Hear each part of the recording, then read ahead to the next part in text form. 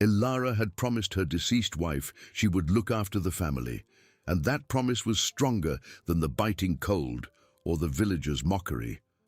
With the little firewood Kale had managed to carry, and the ingenuity of one who knows the land and its legends, the elder began to transform a corner of the old Gothic chapel, with its broken stained-glass windows and birds' nests, into a makeshift shelter.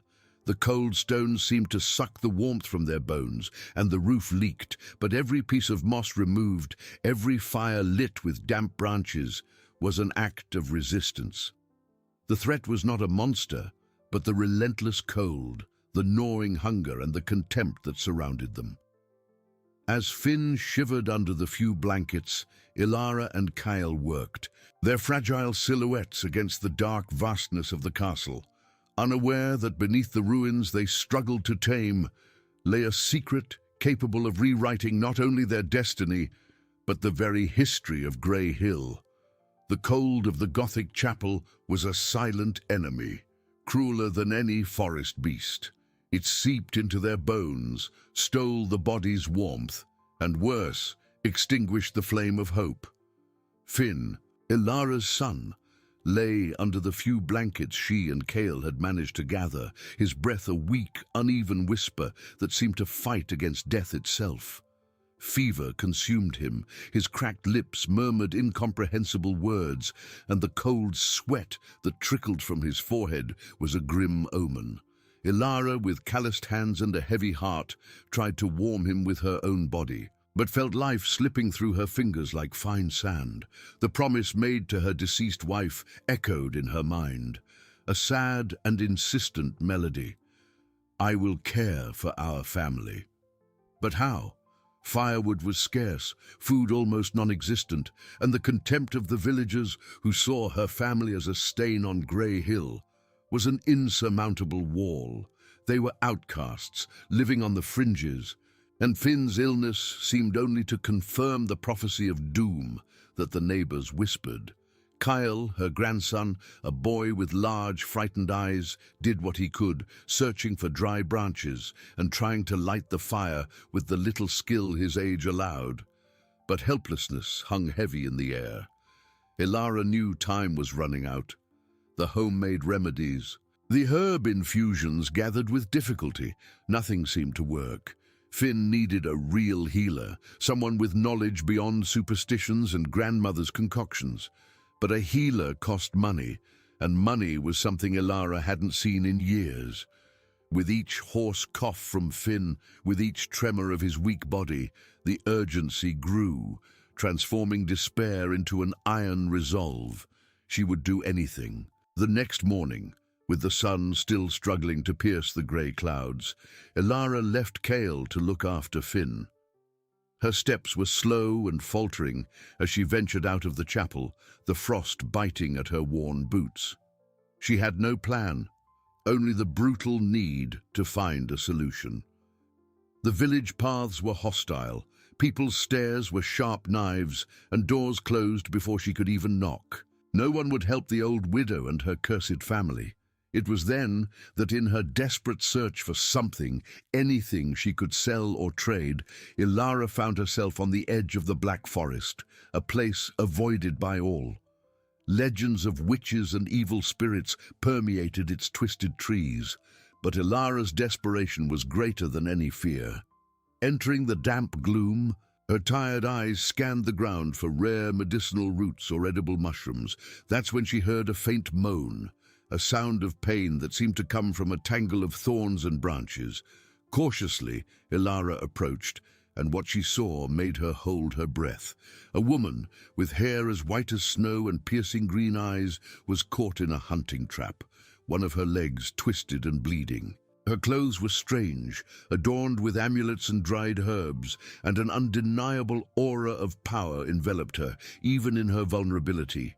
It was a witch, no doubt, and fear chilled Ilara's veins for an instant. But the woman's moan was human. The pain was real, and the image of Finn suffering alone in the chapel superseded any superstition. Without hesitation, Ilara knelt, ignoring the thorns that scratched her own hands. With the strength that motherhood and necessity gave her, she began to disarm the trap, her fingers agile and experienced. The witch watched her in silence, her green eyes fixed on Ilara, a mixture of surprise and caution. When the last spring yielded and the witch's leg was freed, Ilara offered her torn handkerchief to staunch the blood. "Why did you help me, old woman?" The witch's voice was hoarse, but carried a strange melody. "No one deserves to die like this," Ilara replied, her voice choked with emotion and exhaustion. "And my son, he is dying. I know what it's like to watch someone you love waste away." The witch studied Ilara for a long moment, a spark of something ancient and powerful shining in her eyes.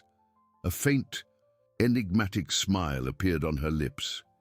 "You have a pure heart, Ilara of Grey Hill, a rare heart in this cold world. And for your kindness, I will give you something that can change your destiny."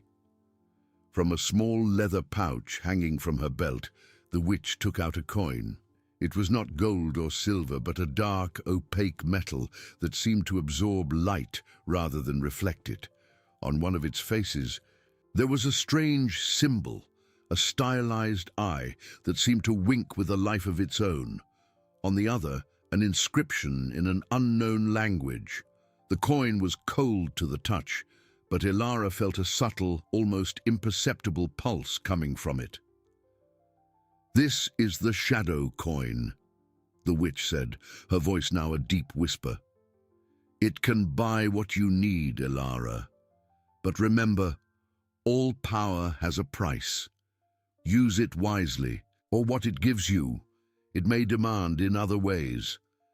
Ilara took the coin. It was heavy, strangely warm now, and a dizzying sensation hit her for an instant. It was money, she thought, enough money to save Finn. She thanked the witch, who with a nod and an enigmatic smile disappeared among the trees like smoke, leaving Ilara alone with the dark coin and renewed hope, mixed with a pang of apprehension she couldn't explain. Back at the chapel, the coin seemed to burn in her hand. It was the only thing of value they possessed, Finn's only chance. She knew that the royal healer, Dr. Alaric, was the only one with the knowledge and resources to combat the illness consuming her son. But Alaric was a greedy man who charged fortunes and only attended to nobility. No one from Grey Hill would ever dream of paying for his services, until now. With the shadow coin clutched in her palm, Ilara felt a cold determination settle in her chest. She looked at Finn, his face pale and feverish, and knew what she had to do. The price? She would pay it? Any price. Her son's life was worth more than any enigmatic warning. She would use the coin, and Dr. Alaric would come. He would cure Finn. Hope, fragile and dangerous, bloomed in Ilara's heart as the dark coin pulsed in her hand, promising salvation, but hiding a much more sinister secret. The journey to the city was an ordeal. Every step Ilara took was heavy, not just from weariness, but from the burden of hope and fear she carried. The villagers' eyes, which had previously ignored her, now seemed to pierce her with a mixture of curiosity and contempt. A ragged widow, with a dark coin in her hand, walking towards the opulence of the city. It was a scene that defied the natural order of things. Dr. Alaric's office was in the heart of the city, an imposing building of polished stone, with gleaming glass windows that seemed to mock the misery of the outside world. Guards in shining armor protected the entrance, and the idea of even approaching seemed insane. But the image of Finn, trembling under the blankets, was a whip to her soul. With a breath that seemed to tear her lungs, Ilara approached. The guards, accustomed to fending off beggars and peasants, raised their spears. But something in Ilara's posture, in the silent determination in her eyes, made them hesitate. She did not beg. She demanded an audience. "I came to see Dr. Alaric." Her voice, though hoarse, carried an authority she didn't know she possessed. "My son is dying." The guards laughed, a dry, cruel sound. Dr. Alaric doesn't attend to your kind, old woman. He only attends to nobility. Do you have gold to pay for his services?" It was then that Ilara pulled out the shadow coin. The dark, opaque metal seemed to suck the daylight, and the stylized eye symbol seemed to wink, almost alive. The guards stopped laughing. A strange quietness fell over them. Their eyes, previously full of scorn, now showed a mixture of confusion and a pang of fear. The coin was not gold, but something about it radiated undeniable power. One of the guards, the oldest, swallowed hard. "Wait here," he murmured, his voice less arrogant. He went inside, and Ilara waited, her heart beating like a war drum. Moments later, the guard returned, accompanied by a tall, slender man in expensive clothes and a shrewd gaze. It was Dr. Alaric. His eyes swept over Ilara with disdain, but stopped at the coin in her hand. A spark of interest, almost greed, ignited in his gaze. "So, you have something that interests me." Alaric's voice was soft, but laden with an inflated ego. "Show me." Ilara extended the coin. Alaric took it, and the moment his fingers touched the dark metal, a shiver ran through his body. His eyes widened. The coin seemed to vibrate in his palm, and a subtle, almost intoxicating energy began to radiate from it. Alaric's face, previously pale and marked by sleepless nights and excesses, seemed to gain a healthier color. His wrinkles smoothed for a brief instant. "What is this?" he whispered, more to himself than to Ilara. "I've never seen anything like it." "It's to pay for my son's cure," Ilara said, her voice firm. "He's dying of fever in the old Gothic chapel." Alaric hesitated, his eyes fixed on the coin. Greed and curiosity wrestled on his face.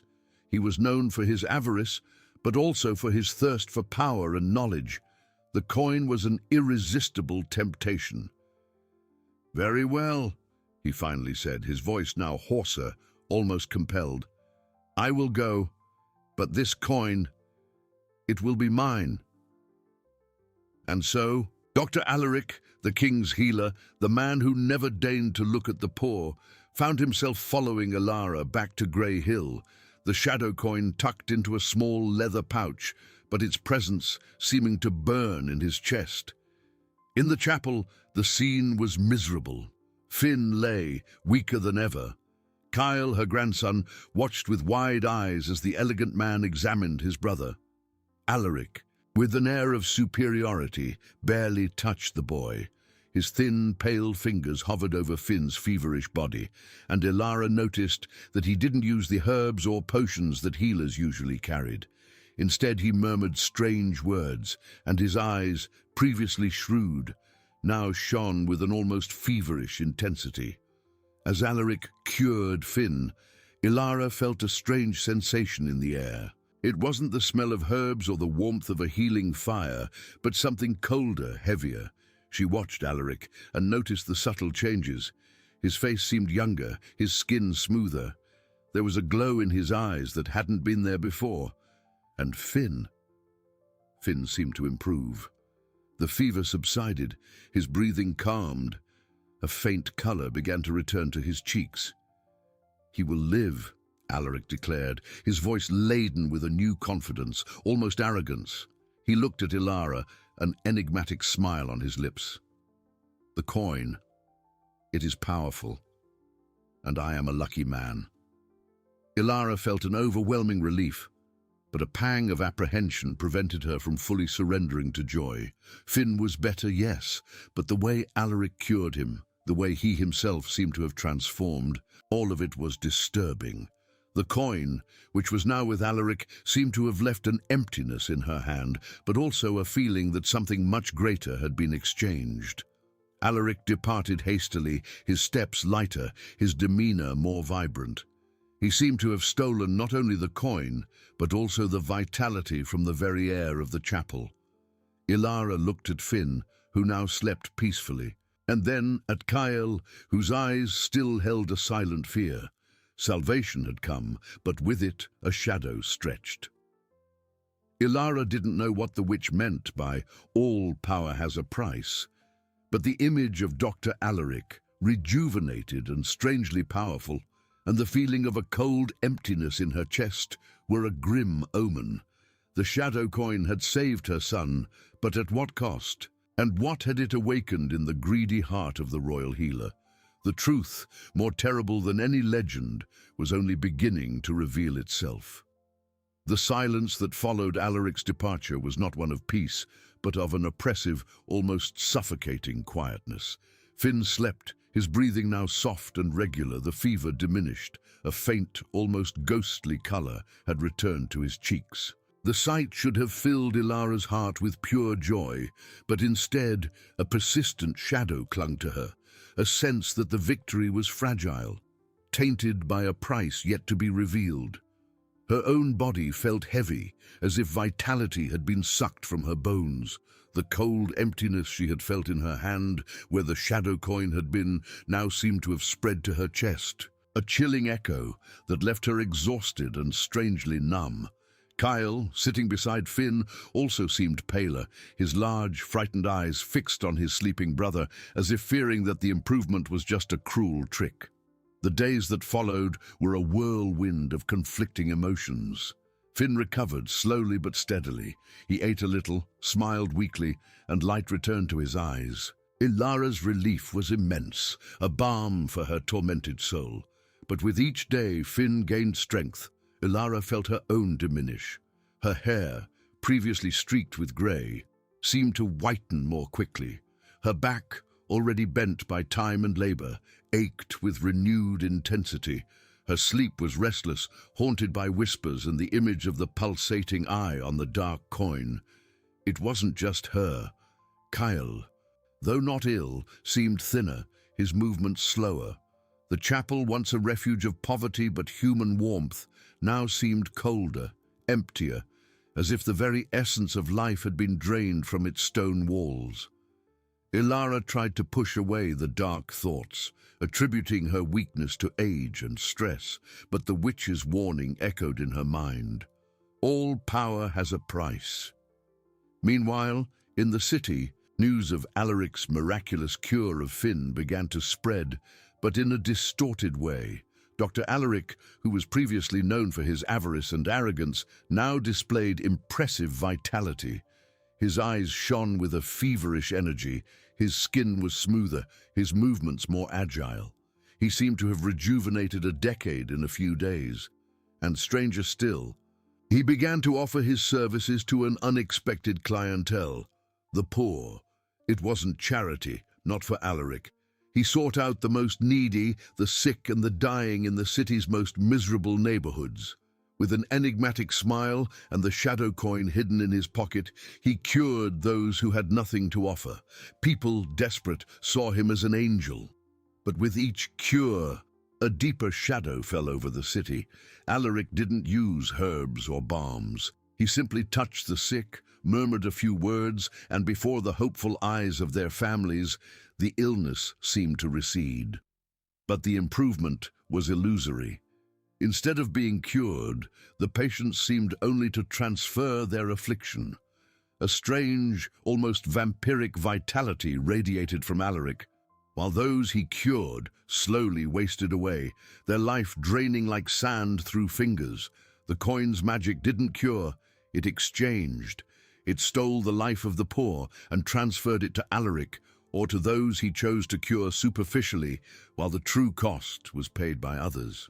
Dr. Alaric, driven by greed and the thirst for power that the shadow coin amplified, had become a parasite, a thief of souls, his office now a den where life was traded and stolen. Rumors began to circulate. Whispers of people who improved for a day and then died inexplicably, paler and emptier than before.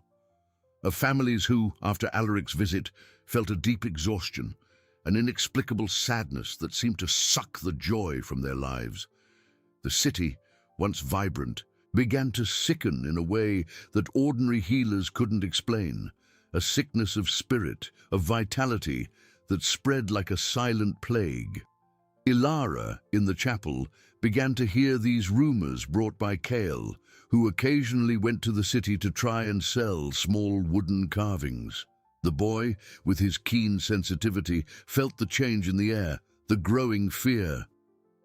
"People are dying, Grandma," he whispered, his eyes wide. Not like before. It's like something is emptying them from within. The truth, cold and terrible, began to solidify in Ilara's mind. Finn was better, yes, but at what cost? The witch's coin hadn't cured, it had merely transferred the burden, and Alaric, the greedy healer, had discovered how to use that power for himself, stealing the lives of the most vulnerable to fuel his own vitality and ego. The emptiness in her chest, Kyle's weakness, the cold chapel, it all made sense now. The shadow coin was not a blessing, it was a curse, and Alaric was its herald. Anger, cold and relentless, began to replace fear in Ilara's heart. She had been deceived, used as bait to attract a shark. Her son had been saved, but at the cost of countless others. The witch had warned her, but Ilara, in her desperation, had not understood the depth of the danger. Now she saw the web of darkness that Alaric wove over the city, fueled by the cursed coin. The image of the witch, with her enigmatic smile, returned to her mind. She had given the coin, but also the warning. Had she foreseen all this? Did she have a plan? Ilara didn't know, but one thing was certain. She couldn't stand by while Alaric turned the city into a graveyard of empty souls. Her son's life was linked to this darkness, and she needed to undo it. As night fell over Grey Hill, Ilara looked at the starry sky, seeking an answer. The witch, who had disappeared like smoke, was the only one who could understand the coin's magic. And Alaric, Dr. Alaric, was becoming a monster, hidden behind the castle walls, protected by the king but stealing the lives of the poor. The situation was unsustainable. The balance of life and death was skewed, and the witch, somewhere in the shadows, felt the weight of this disharmony. She knew it was time to act. The castle, which once seemed untouchable, would soon be the stage for an invasion. The anger, previously a cold ember in Ilara's chest, now burned with relentless intensity. It wasn't the blind fury of despair, but a controlled flame, fueled by the terrible truth unfolding before her eyes. Finn was better, yes, but at what cost? Her son's life had been bought with the vitality of others, the most vulnerable, those who had no voice or power to resist. The shadow coin was not a cure. It was a parasite, and Dr. Alaric, a worm feasting on the essence of others' lives. Ilara looked at Kale, who slept restlessly beside Finn. The boy, once vibrant and full of curiosity, now seemed a shadow of himself, his features finer, his sleep heavier. The chapel, which should be a refuge, was now a constant reminder of what had been stolen. Not just Finn's health, but her family's peace, the city's vitality, hope itself. The image of the witch, with her enigmatic smile and eyes that seemed to see through time, returned to Ilara's mind. "All power has a price," she had said. Ilara, in her blindness as a desperate mother, had misinterpreted. She thought the price would be hers, perhaps her own life. But the price was much greater, spread like a silent plague over the innocent. The witch knew, she had warned. Did she have a plan to undo this darkness? Or was Ilara alone in this fight? A decision formed in the old widow's heart, as solid as the chapel's stones. She couldn't stand by. She couldn't allow Alaric to continue sucking the life from the city, hidden behind the castle walls, protected by the king, but a monster in plain sight for all who could see the truth. The lives of Finn, of Kyle, of all the poor were linked to this web of darkness, and she needed to undo it. But how? An old widow against the royal healer, a man who now possessed dark and limitless power. Meanwhile, on the city's stone streets, Alaric's shadow grew. His miracles became more frequent, his fame more sinister. People, in their desperation, still sought him out, but now with a mixture of hope and terror in their eyes. Alaric, rejuvenated and arrogant, didn't care. He reveled in the power the shadow coin granted him, the feeling of stolen vitality pulsing in his veins. His eyes, once merely shrewd, now gleamed with a feverish and insatiable light. He didn't cure, he drained, and every life he touched, every soul he emptied made him stronger, younger, more invincible. Rumors turned into whispers, whispers into muffled cries of despair. Entire families wasted away after the doctor's visit. Children who seemed to improve for a day fell into an eternal sleep, pale and cold as marble. The city, once a cauldron of life and noise, was now haunted by a strange silence, a collective weariness that seemed to weigh in the air. The streets were less crowded, laughter rarer. A sickness of the soul spread, and its vector was the man who swore to heal. Far away, in her hidden lair deep within the dark forest, the witch felt the imbalance. The web of life which she could sense and manipulate was in agony. Every broken thread, every stolen essence, was a pang in her own being. The coin, her creation, had fallen into the wrong hands, and evil spread like wildfire. She had given Ilara the tool and the warning, knowing that the old widow, in her desperation, would make the choice that would unleash the events. But what Alaric was doing, the level of his depravity, surpassed even her darkest expectations. "A parasite," she murmured to herself, her voice hoarse like dry leaves. "He doesn't understand the power he manipulates. Life cannot be stolen with impunity." Her eyes, which shone with an ancient and dangerous light, fixed on a distant vision, beyond the trees, beyond the hills, towards the king's castle, a beacon of power and now of darkness. Alaric, the royal healer, had become a cancer in the heart of the kingdom, and she, the witch, was the only one who could excise it.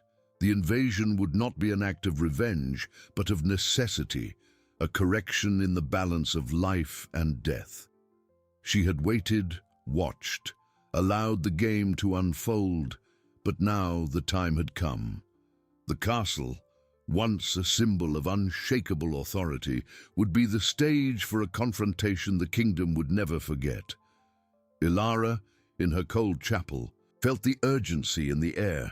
She didn't know what to do, but she knew she needed to act. She had no magic, no strength, but she had a mother's heart. And a mother would do anything to protect her children and her community. The anger in her heart turned into determination. She stood up, her back aching, her muscles weak, but her will unbroken. She needed to go to the castle. She needed to confront Alaric. She needed to find a way to stop the darkness he had unleashed. The witch, in her lair, began to prepare. Dried herbs were ground, ancient spells murmured. The air around her shimmered with energy.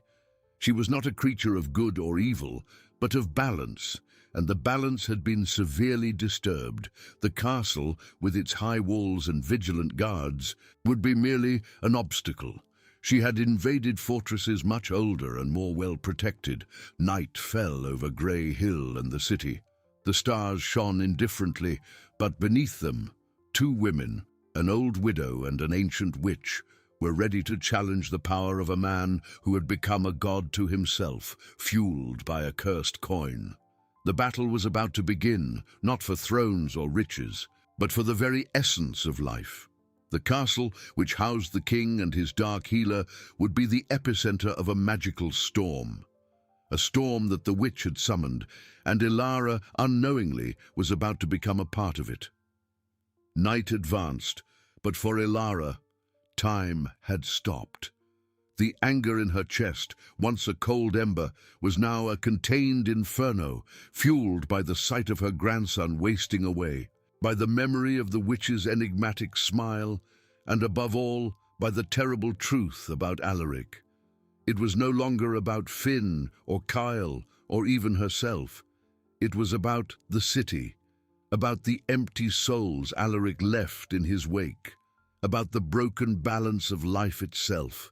She rose from the old wooden chair, her bones creaking in protest, but her will was iron.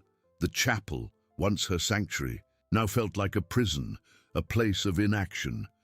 She had no magic, no youthful strength, but she had the determination of a mother, of a grandmother, and that, she knew, was a force few would dare to underestimate.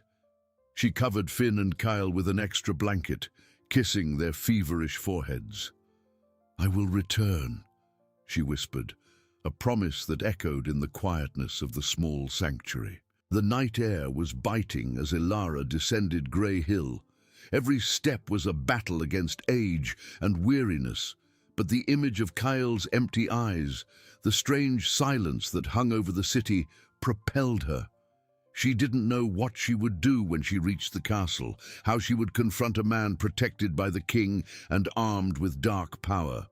But inaction was a slower, crueler death. She had to try. As she approached the city limits, the change was palpable. The streets, normally bustling even at night, were strangely silent. The few lights shining in the windows seemed weak, like candles about to go out. Elara saw shadows moving slowly, hunched figures, their steps dragging. They were people, yes, but with a stolen vitality, their faces pale and their eyes dull, as if the very color of life had been sucked from them. She heard whispers, not of conversation, but of lament, of a weariness that went beyond the physical. "He robbed us," a hoarse voice murmured from a dark alley, and Elara felt a shiver. "Dr. Alaric, he cures us, but he empties us." The truth was a poison spreading, but desperation was a stronger drug, and people, even knowing, still sought out the royal healer, the last hope in a world that Alaric was turning into a graveyard of souls. Elara's anger intensified. He wasn't just a greedy man. He was a monster, hidden behind a facade of benevolence, devouring the essence of his people. Meanwhile, deep within the dark forest, the witch was in her sanctuary, a tangle of ancient roots and stones. The air around her shimmered with primordial energy, the scent of burning herbs and damp earth filling the space. She wasn't preparing a simple spell, but invoking a force that had slept for ages, a magic of correction and balance. Her eyes, which seemed to hold the wisdom of 1,000 winters, were fixed on an astral map, where lines of energy twisted and broke over the point representing the king's castle. Alaric, the fool, had mistaken power for invincibility. He drained life, but didn't understand that life was a cycle, and every theft created a debt that would be paid. The shadow coin was a tool, yes, but also a mirror, reflecting the darkness of whoever used it. "The balance must be restored," she murmured, her voice a hiss of dry leaves. She ground rare herbs in an obsidian mortar, the dark powder glowing with a light of its own. Ancient chants, forgotten even by the oldest druids, echoed in her lair, calling upon elemental forces, forest spirits, an ancient fury that would rise to protect life. She was neither good nor evil, but a guardian of balance. And Alaric had disturbed that balance in a way that threatened the very tapestry of existence. The invasion would not be a stealthy attack, but a manifestation of power, a cry from nature against desecration. She had allowed Elara, in her desperation, to light the fuse, knowing the flame would spread. Now it was time for the fire to consume what was impure. In the castle, Alaric was in his luxurious chambers, bathing in stolen vitality. His skin was smoother, his hair thicker, his eyes gleamed with a feverish arrogance. He laughed at the foolish poor who came to him, begging for a cure he granted them at the cost of their own lives. The king, in his ignorance, praised him as the greatest healer the kingdom had ever seen. Alaric felt like a god, untouchable, invincible. He didn't perceive the storm that was gathering. Far away, Elara, with a heavy heart and a clear mind, finally saw the imposing walls of the castle. They were high, impregnable, but she didn't care. She had no plan, only fierce determination. She was just an old widow, but a greater force was in motion, a force she unknowingly had helped awaken.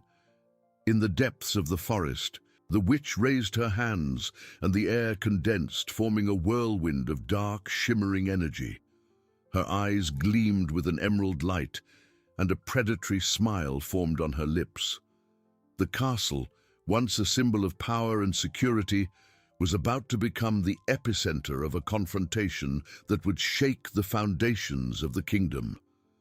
The invasion was no longer a possibility, it was an inevitability, and the night, which had seemed calm, was about to explode into chaos and magic.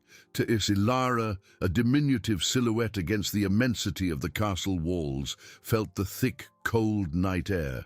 Every step was an echo of her determination, a challenge to age and despair. The ancient stones of the castle rose imposingly, a bastion of power and now of darkness. The main gate, massive and iron-reinforced, seemed like a mocking smile, an impassable barrier for an old widow without weapons or influence. Sentinels patrolled the battlements, their figures dark against the starry sky, oblivious to the approaching storm.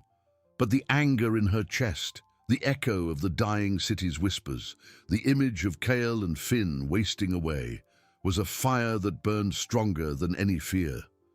She had no plan, only the certainty that she needed to be there, a witness, a voice, a mother. She circled the base of the wall, her eyes scrutinizing every shadow, every recess, looking for a secondary entrance, a crack, anything that could get her inside.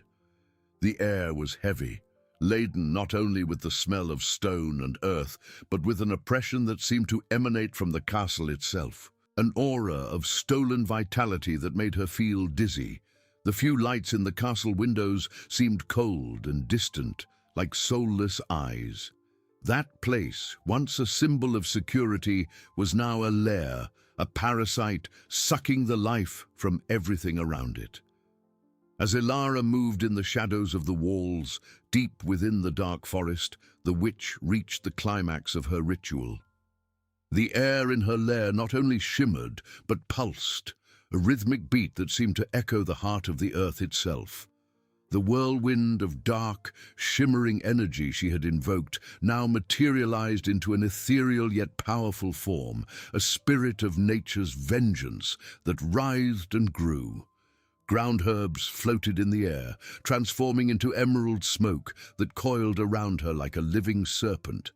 Dancing to the rhythm of her incantations, her chants, previously guttural murmurs, were now a primal roar, an ancient tongue that bent reality itself, calling upon dormant elemental forces. The earth trembled slightly, a tremor that was not an earthquake, but an awakening. The nearest trees groaned, their leaves rustling as if in panic, their roots twisting in the soil. Emerald rays of light shot from the witch's eyes, tracing an invisible path through the forest, over the hills, directly to the castle. It was not a spell of blind destruction, but of revelation and correction. She sought not to annihilate, but to expose, dismantle, and restore the balance that Alaric had so arrogantly disturbed. The shadow coin, which had been the catalyst for all evil, was now a beacon for her own magic, an unbreakable link between the life thief and the guardian of the cycle. In the castle, Alaric was oblivious to the storm that was forming. He reveled in his luxurious chambers, a wine-glass in hand, his skin soft and rejuvenated under the silk of his robes. The vitality he had stolen from the foolish poor of the city made him feel invincible, a god among men. He chuckled, remembering the desperate widow who had handed him the coin, the catalyst for his power. What a fool! He had promised healing, and he had given it in his own way. The king revered him, the people feared and sought him. He was the master of life and death. A slight vibration ran through the marble floor, an almost imperceptible tremor. Alaric frowned, thinking it was just a small earthquake, or perhaps the strong wind hitting the walls. He smiled a self-satisfied smile. Nothing could touch Alaric, the royal healer. He raised his glass, toasting his own genius and the desperate souls that fed him. But the tremor was not natural. It was the prelude, the witch's emerald energy channeled through the web of life, hit the castle walls not as an explosion, but as an ethereal shockwave, invisible to ordinary eyes, but devastating to magical defenses. The ancient stones, imbued with centuries of history and protective magic, groaned under the pressure. The lines of energy that Alaric had manipulated to steal life were now exposed, glowing with a sickly light that only the witch could see. The castle's magical defenses, previously invisible and impenetrable, shimmered and cracked like glass under the impact of a primordial force. There was no boom, but a deep lament that seemed to come from the very foundations of the castle, a cry from the earth against desecration. Ilara, hidden near a small service gate, felt the wave of energy sweep over her. It was not wind, nor an earthquake, but something deeper, older, that resonated in her bones. The stones of the wall beside her vibrated violently, and she saw, for an instant, the air above the castle distort, as if reality itself was being torn. An emerald light, ghostly and intense, erupted from the top of the highest tower, where Alaric kept his secret laboratory, the heart of his depravity. It was not a fire, but a manifestation of pure magic, a silent scream that seemed to tear the veil of night. The service gate, which she had tried to force moments before, now opened with a metallic screech, not by her strength, but by the energy that enveloped it, pushing it inward. It was an invitation, or perhaps a push from fate. Ilara did not hesitate. She was just an old widow. But a greater force was in motion, a force she, unknowingly, had helped awaken. The witch was not just invading the castle, she was invading the very tapestry of reality, exposing the lies and darkness Alaric had woven. The night, which had seemed calm, had transformed into a stage for a battle that would transcend flesh and bone, a battle for the very soul of the kingdom. The castle now was the epicenter of a magical storm, and Ilara, with a heart ablaze, took her first step inside. Ilara crossed the threshold of the service gate, the metallic creak closing behind her with a dull thud that seemed to seal her destiny. She was inside. The narrow, dark corridor smelled of mold and cold stone, a stark contrast to the fresh, vibrant forest air she had just left. Her eyes, accustomed to the gloom, tried to discern shapes, but the darkness was almost total, a thick blanket that swallowed the light. The emerald light that had erupted from the tower still shimmered, but now seemed more distant, a beacon of chaos at the top of the world calling to her. She could hear muffled voices and hurried footsteps coming from somewhere deeper in the castle, a growing murmur of panic that mingled with the distant lament of the stones themselves. The witch's magic was at work, and Ilara felt like a grain of sand swept along by a powerful tide, a force that propelled her forward, even as her body trembled with exhaustion and fear. She had no plan, only the certainty that she needed to move forward. At the top of the highest tower, in the heart of his luxurious and profane laboratory, Alaric was no longer toasting his invincibility. The tremor he had dismissed as insignificant was now a constant, disturbing vibration, making wine glasses clink and candles flicker with feverish intensity. The emerald light he saw was not a reflection, but a direct emanation from his own laboratory, the place where he manipulated life and death. The protective runes he had carved into the walls, fueled by stolen vitality, were cracking, and through the fissures he could see the emerald energy pulsing, like the blood of a wounded creature. A sharp, piercing sound like glass being torn echoed, and one of the walls of his laboratory exploded in a shower of stone fragments and green magic. The air grew heavy, laden with the smell of ozone and wet earth, and a voice, not human, but elemental, resonated in his mind, a roar of fury and condemnation. The balance must be restored. The debt will be paid. Alaric staggered back, his face pale with terror. The elemental voice was no longer a suggestion, it was a command, a sentence. He saw the protective runes disintegrate completely, and the emerald energy, like living tentacles, began to infiltrate his laboratory, touching his potion vials, his magical torture instruments. The vials exploded, releasing the stench of stolen life, the smell of death and decomposition he had so cultivated. His hair, once thick and dark, began to whiten at the tips, his skin, once smooth and rejuvenated, to wrinkle before his eyes. The vitality he had accumulated was being drained, not by a physical enemy, but by the very magic he had profaned. He was not invincible. He was a parasite, and the host was defending itself. In the dark forest, the witch was at the center of a whirlwind of power that now reached its climax.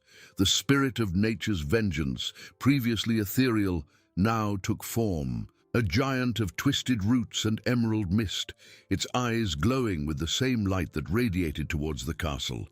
She was no longer chanting, she was commanding. The earth beneath her feet opened with a deep groan, and ancient roots, thick as tree trunks, emerged, crawling and writhing, driven by a primal will. They were not just roots, they were extensions of her magic, seeking the castle. Piercing the soil, bypassing defenses, like veins extending to drain a sick body. The witch raised her hands, and the forest responded. Trees bent, their branches extended like claws, and the very air became a weapon, a howling wind that carried with it the dust of herbs and the promise of destruction. The giant of roots and emerald mist rose, and with a silent roar that shook the forest, began to march. It was not a creature of flesh and bone, but a manifestation of power, an unstoppable force that tore through trees in its path, leaving a trail of churned earth and shimmering energy. Its destination was the castle, the heart of the desecration. The witch, exhausted but with a wild smile on her lips, watched. Her magic was not to destroy, but to purify. And purification, sometimes, was violent. As Ilara fumbled in the dark, the castle around her began to crumble, not physically yet, but in its order and security. Guards screamed, alarms sounded with desperate urgency, but the witch's magic seemed to blind and confuse, turning familiar corridors into a labyrinth of shadows and panic.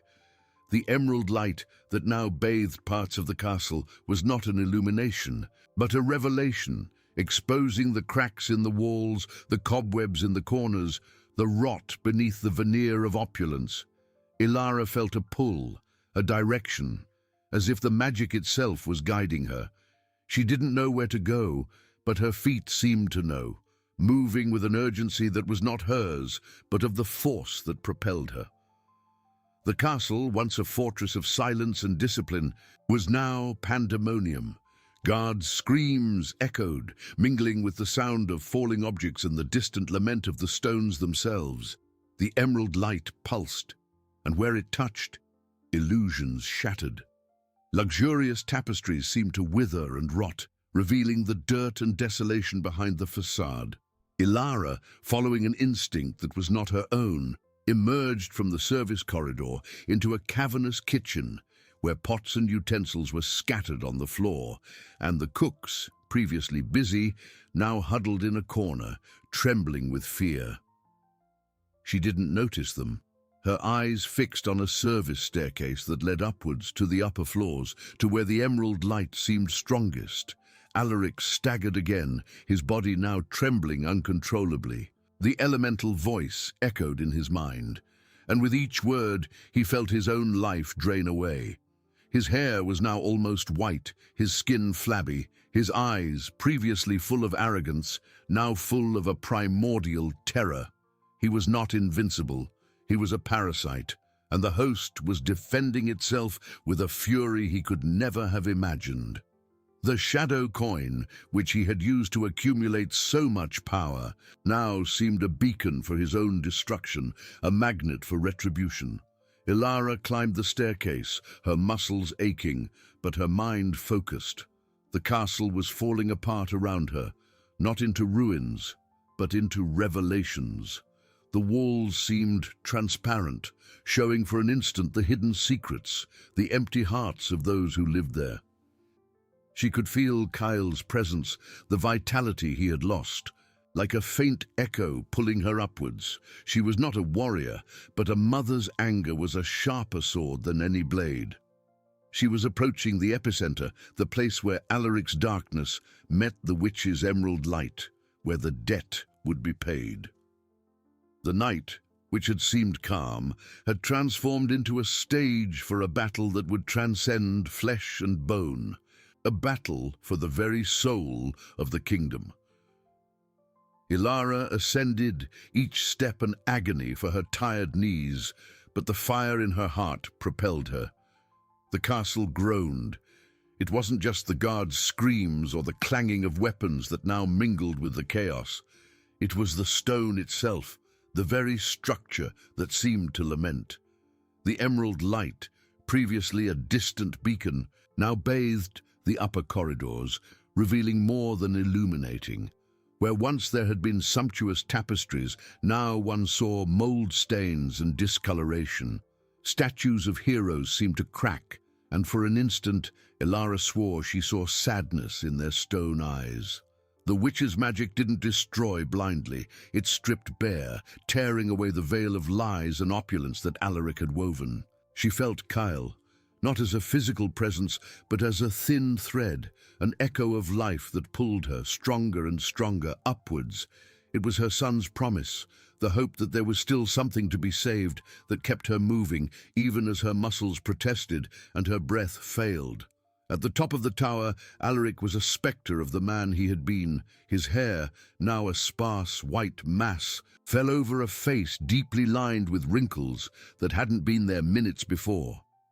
His eyes, once cunning and full of malice, were now pools of terror, watching the collapse of his empire. The elemental voice was no longer a distant roar. It was a cold, constant whisper in his mind, repeating, "The debt will be paid. Life stolen, returned."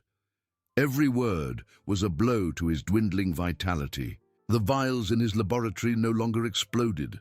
They imploded, sucking the very light from the environment, leaving a vacuum of darkness and despair.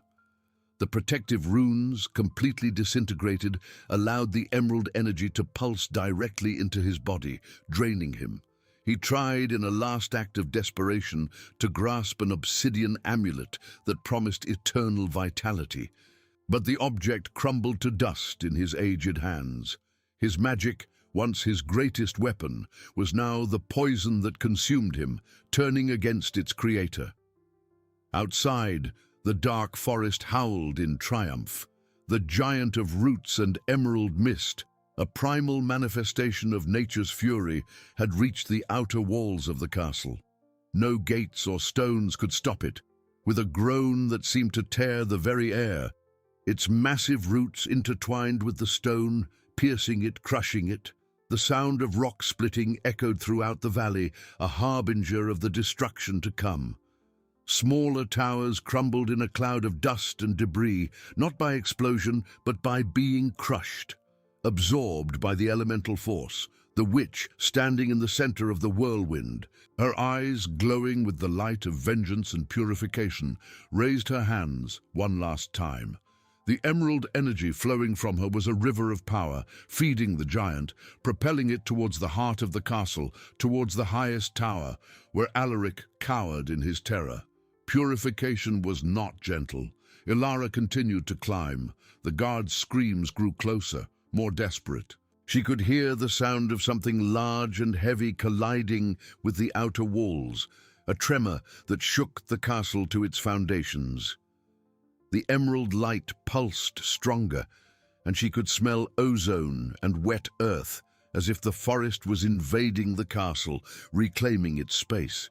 She emerged into a wider corridor where guards ran in panic, their armor clanking, their swords useless against the invisible force that haunted them. One of them, seeing her, tried to shout a warning, but his voice failed, and he fell, his face rapidly aging just like Alaric. The witch's magic made no distinction. All who benefited from the desecration felt its touch. retribution spreading like a righteous plague. Ilara dodged the falling bodies, her focus unwavering. Kale's pull was now a rope, pulling her towards an ornate door at the end of the corridor, from which the emerald light radiated with an almost blinding intensity. It was Alaric's laboratory, the epicenter of darkness, and now of purification. Alaric, huddled on the floor of his ruined laboratory, felt the old widow's presence. He looked up, his eyes now cloudy and full of tears, and saw the door open.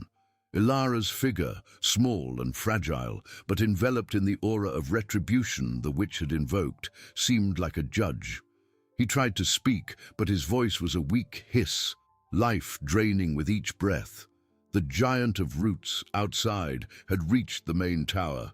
Its roots wrapped around it, tightening, crushing. The entire castle groaned, a final lament. The stone structure, which had seemed impenetrable, began to yield. Cracks spread across the walls like spiderwebs, and emerald light burst from each one, like blood from an open wound. The witch, with a wild smile, felt the connection. The purification was underway. The debt was being paid. The stolen life was returning to the earth, and with it, justice. Ilara took the last step into Alaric's laboratory. The air was dense with magic, the smell of death and rebirth. Alaric, now a decrepit old man, could barely move. His eyes met hers, and in them Ilara saw not only terror, but a flicker of recognition, a belated understanding of the monster he had become and the force he had underestimated. The shadow coin, which Alaric had used for his depravity, lay on the floor, near his hand, glowing with a faint black light like a dying heart, but the witch's emerald light enveloped it, trying to purify it, or perhaps absorb it back into the darkness from which it came. The castle trembled violently. The sound of falling stones was deafening. Ilara knew time was running out. She needed to find Kyle, or at least what was left of him. The witch's magic was not only destructive, it was transformative. And Ilara, the widow, was at the center of this transformation, a witness and a participant in a reckoning that would echo throughout the kingdom. The air in Alaric's laboratory was a nauseating mix of ozone, dust, and the metallic scent of ancient blood. The witch's emerald light pulsed violently, transforming shadows into dancing figures and revealing the true nature of that den of depravity. Broken vials lay on the floor, their contents bubbling and evaporating into toxic smoke, while forbidden spellbooks disintegrated into dust, as if truth itself were rebelling against the lies they contained. Alaric, huddled in a corner, was a pathetic figure. His eyes, once full of malice and power, were now mere empty sockets in an aged, deeply lined face. Life drained from him like sand through fingers, and with each tremor of the castle, a faint groan escaped his parched lips.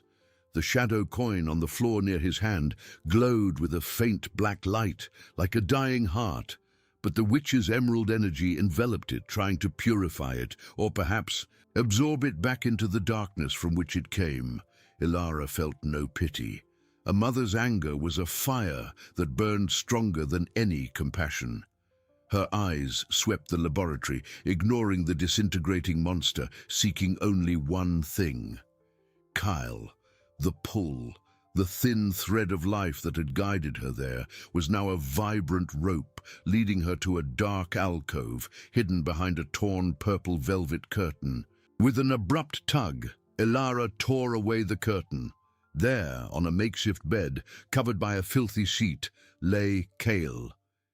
He was pale, thin, almost translucent, but the witch's emerald light seemed to envelop his body, pulsing softly, as if trying to infuse him with the life Alaric had stolen. His lips were cracked, his eyes closed, but a slight, almost imperceptible movement in his chest indicated that he still breathed. A choked cry escaped Ilara's lips. It was not a cry of despair, but of relief and renewed fury. He was alive, by a thread, but alive. She knelt beside him, her trembling hands touching his cold forehead. The emerald energy seemed to dance beneath his skin, and for an instant she felt a connection, a hope. The castle groaned again, louder this time. A deafening crash ripped through the air, and an entire section of the ceiling collapsed a few feet from them, raising a cloud of dust and debris that choked the air. Elara coughed, her lungs burning, but her eyes did not stray from Kyle. She needed to get him out of there, now. Time was an enemy as relentless as Alaric. She tried to lift him, but her aged arms could barely lift her own weight, much less that of a man, however emaciated he was. Panic began to set in, a chilling cold that threatened to paralyze her. But the witch's elemental voice, however, was not one of panic, but of urgency and direction. Not in words, but in a sensation, a pull in her mind, pointing to the gigantic crack in the wall, where the giant of roots and emerald mist continued its work of destruction, but also, perhaps, of creating an exit. The shadow coin, still on Kale's chest, no longer seemed a burden, but a source of energy. Elara felt a strange warmth emanate from it, running through her own arms, infusing a strength she did not possess. It was not the strength of youth, but the strength of necessity, of channeled magic. It was the witch, subtly, extending a hand, a thread of power to the desperate widow. With superhuman effort, Elara managed to slide her arms under Kyle. He was a dead weight, but the coin's energy seemed to lighten part of the burden, making him almost weightless. She dragged him inch by inch away from the makeshift bed towards the crack in the wall. The floor trembled, and more stones fell, some hitting her back, but she felt no pain. Adrenaline and magic protected her, transforming her into something more than a tired old woman. The crack in the wall was not just a wound in the castle, but a window to freedom. The cold night air rushed into the laboratory, mixing with the dust and the smell of destruction. The giant of roots outside seemed to be moving with purpose, not just crushing but clearing a path. Its massive roots, once predatory, now seemed to shape the destruction, forming a kind of improvised ramp, an organic tunnel through the crumbling stone. Elara dragged Kale to the opening, his body scraping against the debris. The witch's emerald light, which had previously enveloped the castle in a menacing aura, now seemed to illuminate the way, a green beacon in the darkness of the collapse.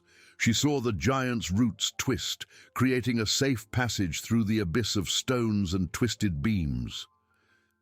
The shadow coin, still on Kyle's chest, pulsed with increasing intensity, as if draining the last drop of darkness from the castle, or perhaps from the earth itself. Elara felt the connection with the witch strengthen, a silent understanding that this was the climax, the final moment of purification. With a last, desperate tug, Elara managed to drag Kale out of the main tower, onto the root ramp. The castle behind them let out a final lament, a roar of disintegrating stone and metal. The tower where Alaric's laboratory was located imploded, swallowed by the emerald mist and the giant's roots, which now seemed to dissipate, its form becoming more ethereal, as if its mission was accomplished. They were out, but not safe. The root ramp led them down to the base of the castle, where the earth still trembled. Elara held Kale tightly, protecting his head as they slid and fell, guided by the witch's magic. When they finally touched the ground, in a clearing of damp, soft grass, far from the smoking ruins, the shadow coin on Kale's chest shone one last time with a dazzling emerald light. Then, with an almost inaudible sigh, the light faded, and the coin, previously cold and dark, now seemed to have lost all its energy. It was no longer the shadow coin, nor the coin of life. It was just a coin, a common piece of metal, stripped of its magic, its curse, its power. Elara picked it up, feeling the inert weight in her palm. The witch had purified not only Kale, but the coin itself. The stolen life had returned, and the tool of darkness had been neutralized. Kyle coughed, a weak but real sound. His eyes opened completely, fixing on Elara. There was confusion, but also a glimmer of consciousness that hadn't been there before. "Mother," he murmured, his voice hoarse and weak but audible. Warm tears streamed down Ilara's wrinkled face. He was alive. He recognized her. The witch had kept her promise, and Ilara had played her part. The castle crumbled into ruins behind them, a monument to greed and darkness, but before them, on the damp grass, there was new hope. The emerald mist that enveloped the castle began to dissipate, revealing the night sky and the stars. The giant of roots had completely disappeared, as if it had never existed, leaving behind only destruction and the promise of a new beginning. Ilara hugged Kyle with all the strength she had left, feeling the warmth of his body, the faint beat of his heart. They were exhausted, wounded, but alive. The journey was not over yet, but the worst part was behind them, buried under the ruins of the corrupt king's castle. The stolen life had been returned, and the widow who had risked everything finally had her son back. The kingdom, now without its healer and with its castle in ruins, would have to face the consequences of the revealed truth. But for Ilara, in that moment, only Kale mattered. The damp ground of the clearing was a balm against Ilara's scratched skin, a welcome contrast to the incessant tremor of the collapsing castle. She held Kale close, his body still weak, but now with a warmth that was not the feverish heat of illness, but the faint warmth of returning life. The murmur of his name, "Mother," still echoed in her ears, a melody sweeter than any lullaby. The tears, previously of despair, were now of pure, overwhelming joy, streaming down her wrinkled face and mixing with the dust and sweat. The castle, once an imposing fortress, was now a disfigured silhouette against the night sky, an open wound on the landscape. The roar of destruction subsided, replaced by a heavy silence, punctuated only by the rustling of the wind and the occasional crack of stones settling in the ruins. The emerald mist, which had been the manifestation of the witch's fury and purification, slowly receded, like a tide going out, revealing the first stars of dawn. The giant of roots had completely disappeared, leaving no trace of its existence except for the devastation it had orchestrated. Ilara held the shadow coin in her hand, now inert, cold and dull. It was just a common piece of metal, stripped of its magic, its curse, its power. The witch had kept her promise, and more than that, she had purified not only Kale, but the very tool of darkness. The stolen life had returned, and the coin, which had been the catalyst for so much pain, was now merely a reminder of a night that would change everything. Kyle coughed again, a stronger sound this time. He tried to move, a groan of pain escaping his lips. "Where are we? What happened?" His voice was hoarse, but the confusion in his eyes was a sign that his mind was beginning to awaken from the stupor of illness. Ilara nestled him closer. "We are safe, my son. We are out. The castle. It fell." She didn't know how to explain everything, not now. The story was too vast, too strange to be told under the cloak of night and smoking ruins. He tried to lift his hand, but his muscles still trembled. I feel so weak and hungry." The mention of hunger, such a basic sign of life, made Ilara's heart swell with gratitude. He was truly coming back. "Rest, my love. You've been very ill, but now you'll be fine." She stroked his thin hair, feeling the familiar texture she feared she would never touch again. The witch. Ilara looked at the sky, searching for a sign, a farewell. There was nothing, just the dark vastness and the indifferent stars. But the feeling of her presence, of her urgency, had dissipated. She had come, fulfilled her part of an unspoken pact, and retreated into the shadows from which she came. Ilara felt a mixture of relief and a strange melancholy. The witch, as frightening as she was, had been her only ally, her last hope. The cold air of dawn began to bite, and Ilara realized they couldn't stay there. Kyle needed warmth, food, a safe place to recover. But where to go? The king's castle was in ruins, the healer, Alaric no doubt, buried under the rubble, or worse, facing the witch's fury on some ethereal plane. The kingdom would awaken to a sight of devastation, to the brutal truth of a king who allowed his healer to steal the lives of his subjects. The shadow coin, now just a coin, weighed in her palm. It was a tangible reminder that magic existed, that good and evil were powerful forces, and that an old widow, driven by maternal love, could defy both. She had faced the darkness, plunged into the abyss, and emerged not unscathed, but victorious. The first pale rays of dawn began to tint the horizon grey and pink, revealing the extent of the destruction. Distant houses in the village seemed intact, but the castle tower, where Alaric operated, was now a pile of rubble. People would soon come, curious, terrified, perhaps even hopeful. The truth, once revealed, could not be hidden. Ilara knew the journey was far from over.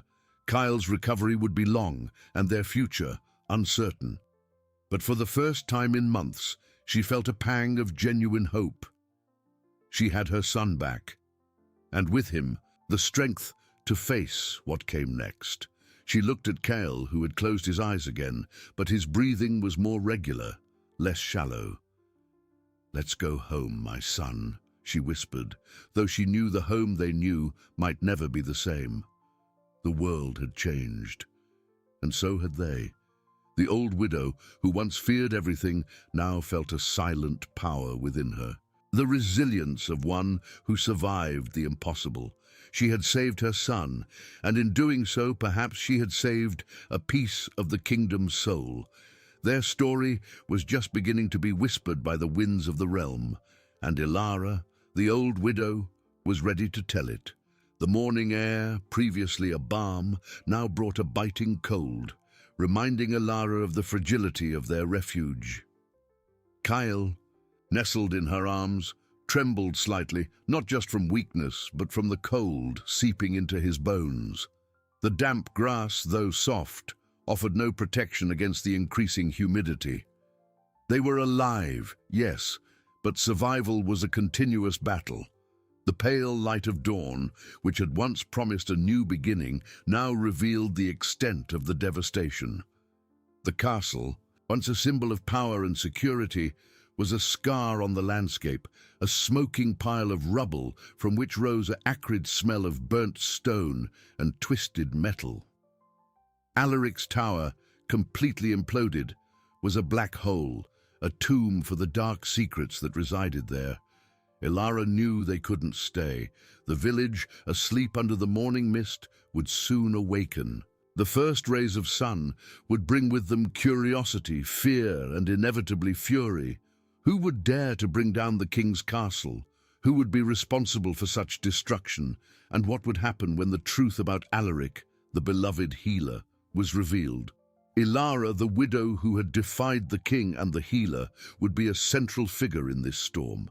She tried to stand, but her muscles protested, sore and exhausted. Every fiber of her body cried out for rest, but maternal instinct was stronger. Kyle needed her. With a monumental effort, she managed to kneel, then stand, swaying. Kyle groaned, his eyes opening to gaze at his mother's worried face. "Mother, I'm cold," he whispered, his voice still weak, but with an urgency that broke Ilara's heart. "I know, my love. We'll find a warm place," she promised, though she had no idea where. The village was a dangerous option. The king, if he survived, would surely hunt her down. And what if Alaric had accomplices? Paranoia was a poison, but caution was essential. The shadow coin, now just an inert piece of metal, was still in her hand. She squeezed it, feeling its cold weight. It was a reminder of everything they had been through, a talisman of their victory, but also a symbol of the dangerous journey that still awaited them. The magic had faded, but the consequences of its existence were very real. Ilara looked at the dense forest bordering the clearing. It was a place of mysteries, of dangers, but also of refuge. The witch had emerged from there, and perhaps, just perhaps, the way back to safety was also hidden among the trees. It was a risky gamble, but the only one they had left. The village, with its curious glances and sharp tongues, was a greater danger than the darkness of the forest. With Kale leaning on her shoulder, his body a fragile and precious weight, Ilara began to move, one step at a time. Every movement was an agony, but the sight of Kale, breathing and conscious, was the strength that propelled her. They moved away from the smoking ruins, from the smell of destruction, towards the uncertain promise of the forest. As they plunged into the woods, the sound of distant voices began to reach their ears. The first villagers, awakened by the crash and the sight of the ruined castle, were approaching. Shouts of shock, murmurs of terror, and desperate questions floated in the air. Ilara clutched Kale closer, quickening her pace as much as she could. They couldn't be seen. Not yet. The forest was dark and damp, the tall trees forming a canopy that blocked the nascent light of dawn. Ilara stumbled over exposed roots, but refused to fall. She had to be strong. For Kale, the smell of wet earth and decaying leaves was a relief after the odor of smoke and death. "Mother, I'm thirsty," Kyle whispered, his voice almost inaudible. Ilara felt a pang in her chest.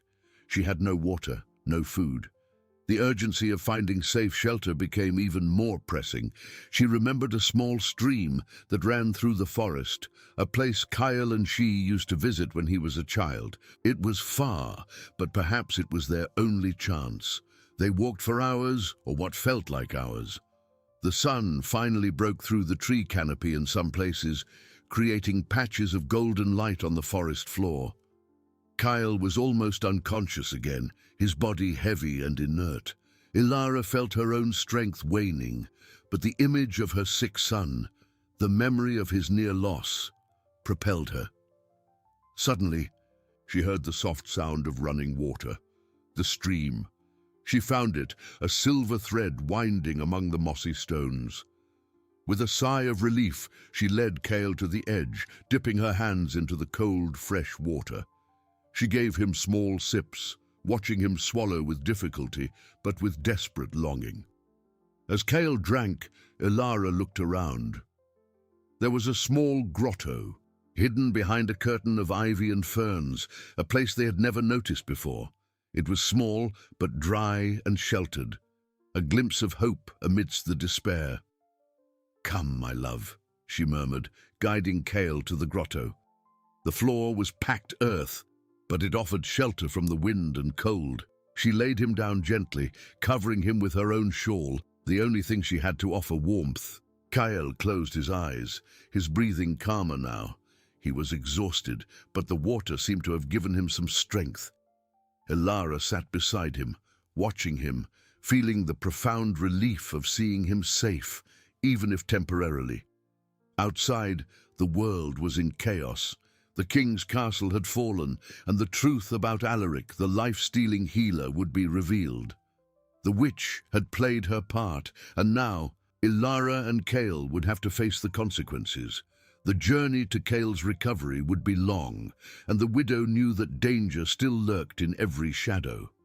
But as she watched her son sleep, a thought formed in her mind. They had survived the impossible, and that in itself was a force to be reckoned with.